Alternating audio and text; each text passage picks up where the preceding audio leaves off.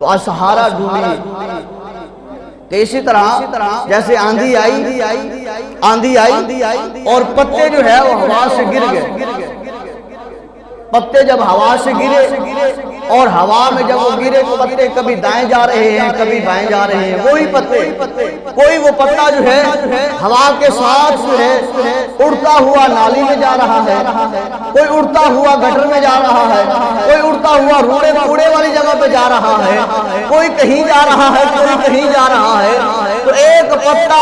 وہاں ایک نکڑ پر موجود ہے, اس سے پوچھا اے پتے ذرا تو بتانا آندھی تیرے اوپر بھی آئی, ہوا بھی چلی, طوفان بھی آیا, بارش بھی آئی اور بجلی بھی کڑکی, سارے معاملات ہوئے ہیں, تیرے ساتھ والے پتے اسی درخت پر تھے جس درخت پر تو تھا, تیرے ساتھ والے پتے اسی درخت اسی شاخ پر تھے جس شاخ پر تو تھا, پر وہ پتے کوئی نالیوں میں چلے گئے, کوئی گٹروں میں چلے گئے, کوئی روڑے کوڑے والی جگہ پہ چلے گئے, کوئی جل گئے, تو کیسے بچ گیا؟ تو وہ پتا کہتا ہے ارے نادان مجھ سے پوچھنے والے, میں نے جب اوپر سے میں گرا تو میں نے ایک سہارا ڈھونڈ لیا, میں نے جو صحبت اختیار کر لی وہ صحبت بڑی تکڑی تھی, وہ مضبوط صحبت تھی. اس صحبت کی وجہ سے آندھی بھی آئی, بارش بھی آئی, طوفان بھی آیا, سب کچھ ہوا, لیکن کیونکہ میں جس کا سہارا بنا بیٹھا تھا, جس نے مجھے تھام رکھا تھا, جس کی صحبت میں نے اختیار کر لی تھی, وہ صحبت بڑی تکڑی تھی. کہا کون سی؟ کہا میں جس کی اوڑ لے کے بیٹھا تھا وہ بہت بڑا پتھر تھا, میں پتھر کی اوڑ میں تھا. جب ہوا آتی وہ پتھر آگے ہو جاتا, جب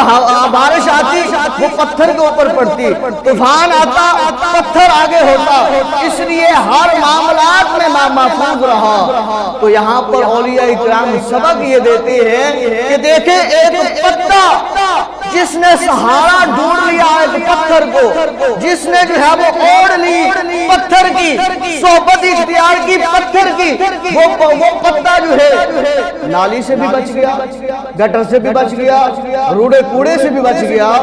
اگر وہ صحبت اللہ والے کی بندہ اختیار کر لے تو یہ پتا تھا جو پتھر میں رک کر جو ہے محفوظ رہا, تو وہ بندہ جب اللہ والے کی صحبت میں آ جائے تو وہ بندہ پھر گناہوں سے کیوں نہیں محفوظ ہو سکتا, وہ بندہ پھر قبر کے عذاب سے کیوں نہیں محفوظ ہو سکتا, وہ بندہ پھر حشر کے میدان میں کیوں نہیں محفوظ ہو سکتا؟